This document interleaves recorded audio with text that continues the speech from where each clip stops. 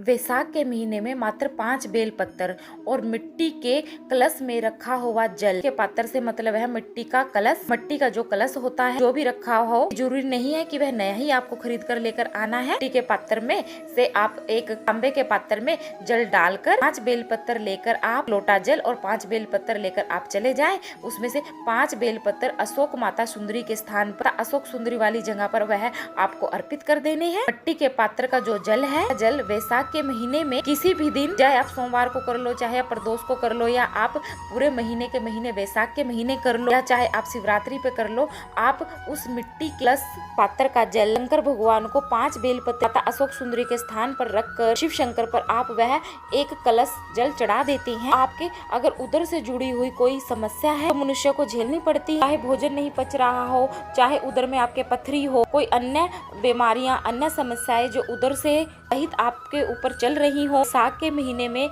यदि प्रतिदिन मिट्टी के पात्र का जल शिव शंकर को अर्पित किया जाता है, उधर से जुड़ी हुई सारी समस्याएं अपने आप धीरे धीरे समाप्त होने लगती हैं। सोमवार के दिन नहीं चढ़ा सकते तो प्रदोष के दिन चढ़ा दो, प्रदोष के दिन नहीं चढ़ा सकते तो सोमवार के सोमवार दिन चढ़ा दो। बेलपत्री के वृक्ष के नीचे आप भगवान शंकर को जल जरूर चढ़ाओ। क्या होगा उससे? शिव महापुराण की कथा कहती है, गुरुजी ने बताया है, साग के महीने में तुलसी जी की अर्चना, साग के महीने में बेलपत्री के वृक्ष की अर्चना करने से, पूजन करने से, वृक्ष में जल अर्पित करने से घर में कभी भी धन संपदा की कमी नहीं होगी। वहाँ वैभव रहता है, वहाँ पर संपदा की कोई कमी नहीं है, पर वैभव बढ़ता है।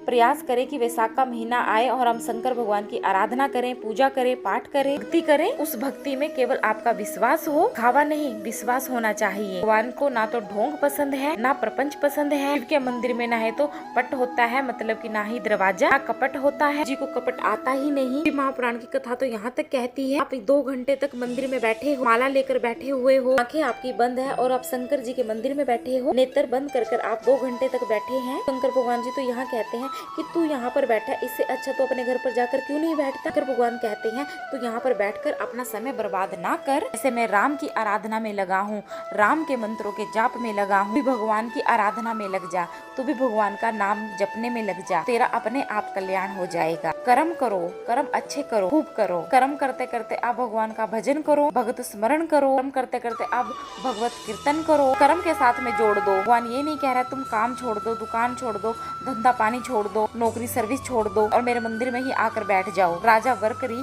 जब ठोकर खा गए तब हरिद्वार आ गए। शिव महापुराण की कथा कहती है, जब सारे द्वार बंद हो जाते हैं तब एक ही द्वार खुला रहता है। कौन सा द्वार? हरिद्वार। सारे घर के लोग अपशब्द कह दे, ताना दे दे, गाली दे दे, आड़ा टेढ़ा बोल दे, फिर लोग ना पूछे और आड़ा टेढ़ा कहकर घर से निकाल दे, जब सब जगह से धक्के मिल जाते हैं, व्यक्ति जब आखिरी में घबरा जाता है, जाकर अंतिम बिंदु में तो वो किसके द्वार जाएगा? तो भगवान कहते हैं जब सबके द्वार बंद हो जाएं, परिवार के द्वार बंद हो जाएं, कुटुंब कबीले के द्वार बंद हो जाएं, नाते रिश्तेदारों के द्वार बंद हो जाएं, तो तेरे लिए मैंने एक द्वार बनाकर रखा है, वह द्वार है हरिद्वार। यहाँ पर आ जाना, मेरी शरणागति में आ जाना और मेरी शरणागति में आकर तू यहाँ पर आकर भगवान का भजन कीर्तन कर